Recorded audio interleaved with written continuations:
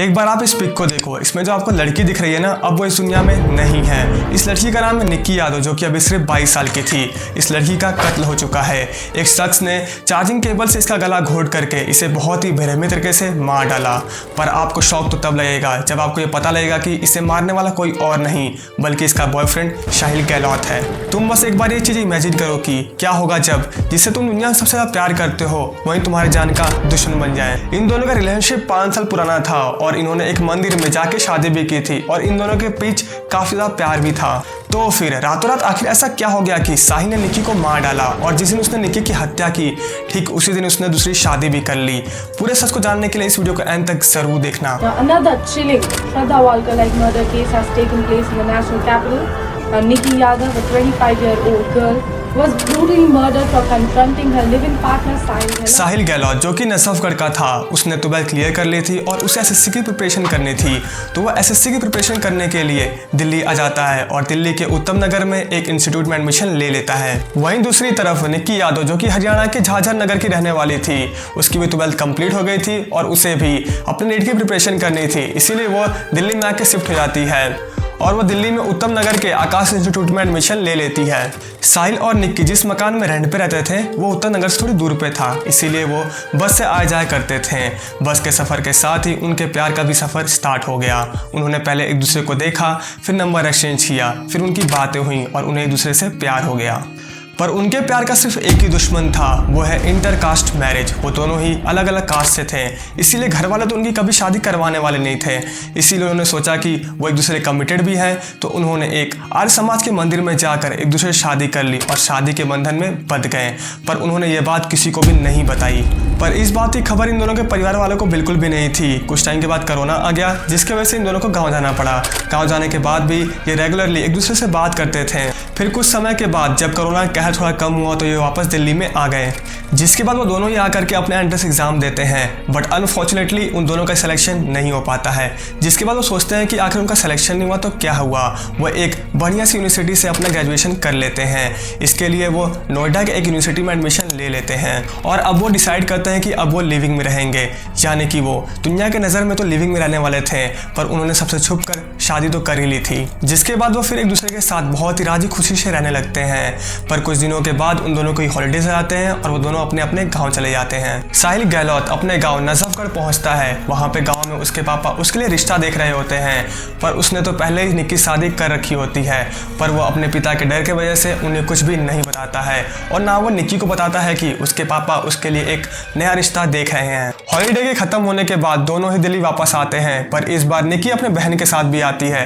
इसीलिए अब साहिल और निक्की दोनों अलग अलग रह रहे होते हैं, पर वो एक दूसरे से रोज ही मिला करते थे। वहीं दूसरी तरफ साहिल के पापा साहिल की लड़की सेलेक्ट कर रहे थे और उनके डर के वजह से साहिल ने भी शादी करने के लिए हाँ कह दी थी। पर इन सब चीज़ों के बारे में निक्की को कानो कान कोई खबर नहीं थी। जिसके बाद साहिल अपनी शादी करने के लिए अपने गांव पहुंचता है और बहुत ही डरते हुए वो अपने फैमिली को उसके और निक्की के रिलेशनशिप के बारे में बताता है। तो उसकी फैमिली कहती है कि ये तो इंटरकास्ट वाली बात हो गई और ये करना बिल्कुल ही पॉसिबल नहीं है। यहाँ तक कि यह बात अगर किसी भी तरह से बाहर आ गई और लोगों को पता लग गया तो उनके परिवार की समाज में काफ़ी ज़्यादा बेइज्जती होगी।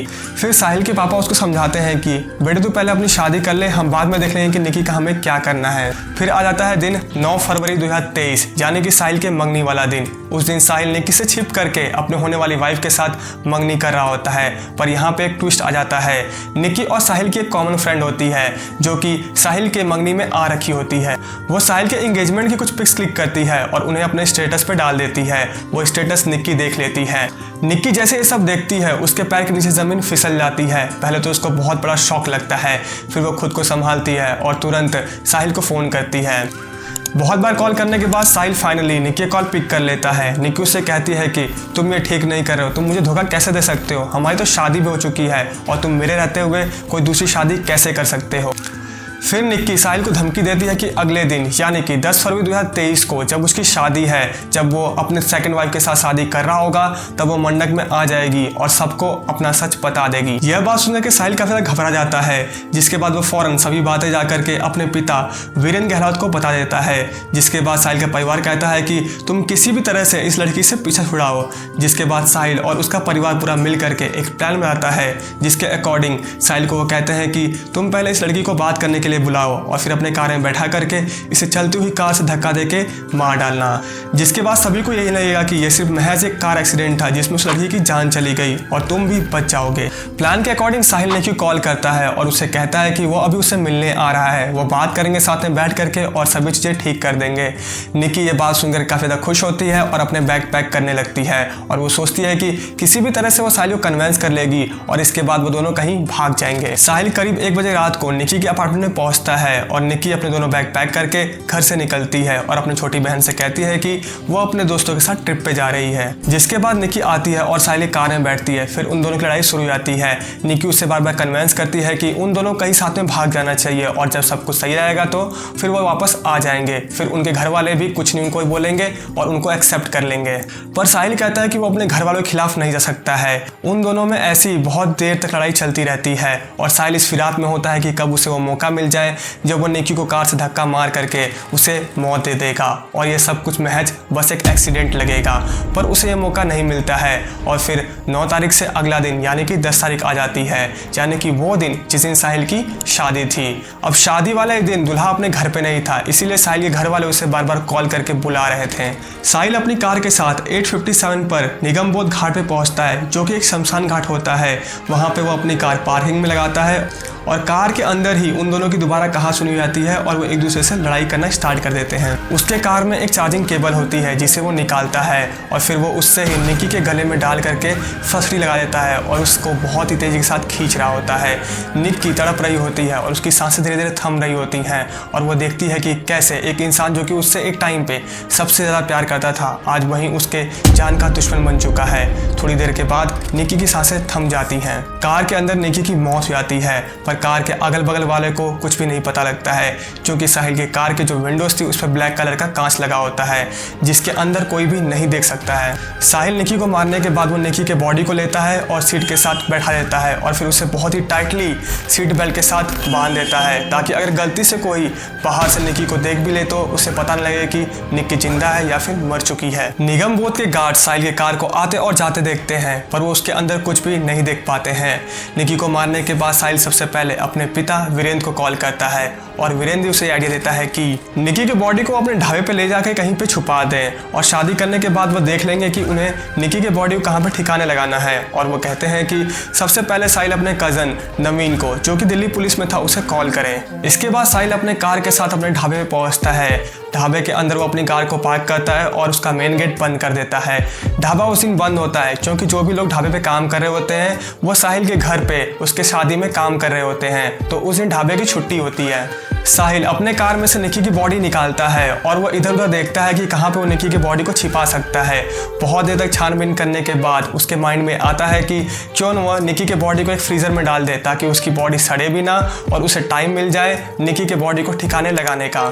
जिसके बाद वह निकी के बॉडी को उठाता है और ढाबे के एक फ्रीज़र में डालता है, पर वो फ्रीज़र काफ़ी ज़्यादा छोटा होता है। इसी की वजह से निकी की बॉडी उस फ्रीज़र में फिट नहीं आ पाती है और उसका डोर बार बार ओपन हो जाता है। फिर साहिल अपना दिमाग लगाता है और निकी के बॉडी को ज़बरदस्ती उस फ्रीज़र में डाल देता है और उसके डोर को दीवार की तरफ कर करके बंद कर देता है। तभी साहिल के कज़न नवीन, आशीष, अमर और लोकेश ढाबे पहुंचते हैं। कुछ ही घंटे में साहिल की शादी होने वाली थी, इसलिए वो अपने साथ दूल्हे के कपड़े भी लेकर आते हैं। साहिल ढाबे पे ही अपने कपड़े चेंज करता है, वो दूल्हे वाले कपड़े पहनता है और शादी में जाके शामिल हो जाता है। बहुत ही खुशी के साथ वो अपनी शादी करता है, यहाँ तक कि वो शादी में अपने दोस्तों के साथ बहुत ही खुश होकर डांस भी करता है। तुम बस एक बार ये सोच करके देखो कि एक बंदा जिसने भी कुछ घंटे पहले किसी का मर्डर कर दिया हो और अब वो बहुत ही खुशी के साथ अपनी दूसरी शादी कर रहा हो और उसमें डांस भी कर रहा हो। साहिल की शादी हो जाती है पर निकी को घर से निकले काफ़ी दिन हो गए होते हैं, इसलिए उसके पेरेंट्स को काफ़ी ज़्यादा टेंशन होने लगती है। वो निकी को कई बार कॉल करते हैं पर निकी कॉल नहीं लगता है। जिसके बाद वो उसकी छोटी बहन से पूछते हैं कि आखिर निकी कहाँ गई है, तो उसकी छोटी बहन उन्हें बताती है कि निकी बोल के गई थी कि वो ट्रिप पे जा रही है और लास्ट टाइम पे वो अपने दोस्त साहिल के साथ गई थी। अब साहिल के बारे में जानने के बाद निकी के पापा फ़ौरन उसको कॉल करते हैं और उससे पूछते हैं कि निकी कहाँ पे है, तो वो बताता है कि वो अपने दोस्तों के साथ ट्रिप पे गई है। वो उसे भी आने के लिए बोल रही थी, पर उसकी शादी थी इसलिए वो नहीं गया उनके साथ। अब निकी को खबर ना मिलने के बाद निकी के पिता पुलिस की हेल्प लेते हैं। तभी पुलिस के पास उनके एक इन्फॉर्मर कॉल आता है जो उन्हें इन्फॉर्मेशन देता है कि साहिल नाम का एक लड़का है जिसकी गर्लफ्रेंड बहुत दिनों से मिसिंग है, पर इसके बाद भी उसे इस बात का कोई दुख नहीं है और बहुत ही खुशी के साथ वो अपनी दूसरी शादी भी कर रहा है। यह सुनते ही पुलिस वालों को साहिल पर शक हो जाता है और वो तुरंत साहिल के घर पे पहुंचते हैं। घर वालों से पूछताछ करते हैं, तब उन्हें वहां से पता लगता है कि साहिल का एक ढाबा भी है। फिर पुलिस साहिल के ढाबे पहुंचती है और वहां पे छापा मारती है। वहां पे उन्हें साहिल की कार मिलती है, निकी के बैग्स मिलते हैं और जब वो एक रेफ्रिजरेटर को देखते हैं जो कि दीवार से उल्टा लगा हुआ था तो पुलिस को शक होता है और जब पुलिस उस रेफ्रिजरेटर को खोलती है तो उसमें से एक लड़की की लाश मिलती है। जिसके बाद पुलिस निकी के पिता को कॉल करती है, फिर वो आकर के अपनी बेटी की बॉडी को आइडेंटिफाई करते हैं। पुलिस के पूछताछ में परिवार ने कबूला है कि वो शादी के बाद निकी के लाश को ठिकाने लगाने वाले थे और उनके पूरे परिवार को ये बात पता थी कि साहिल निकी को मारने वाला है और इसमें उसके पापा यानी कि वीरेंद्र गहलोत भी शामिल हैं। का मर्डर करके ये करता। अगले दिन सुबह शादी में चला जाता है बारात लेके 10 तारीख को। अब ये आदमी ढाबे को इसने बंद किया हुआ है, लेकिन इसके दिमाग में उधेड़बुन यही है कि किस प्रकार से बॉडी को डिस्पोज हो जाए और मैं फिर बाद में इस तरह का कोई प्लेयर लूँ, क्योंकि घर वालों से वो बहुत दिन से दूर रह रही थी तो घर वाले भी 2-4 दिन तक तो पूछ ही नहीं रहे थे कि क्या हुआ क्या नहीं हुआ। तो उस प्रकार इसका जो साजिश इस थी कि फिर साक्ष्य जुट नहीं पाएंगे और बहुत लंबा काम हो जाएगा, तो उसको हमने प्रिवेंट कर लिया और टाइमली इसको डिटेक्ट किया। हाँ, तो इस वीडियो को यहीं पे एंड करते हैं। आई होप तुम्हें वीडियो अच्छी लगी हो और अगर अच्छी लगी है तो तुम इन वीडियोस को भी चेकआउट कर सकते हो और हाँ, लाइक शेयर और सब्सक्राइब करना मत भूलना।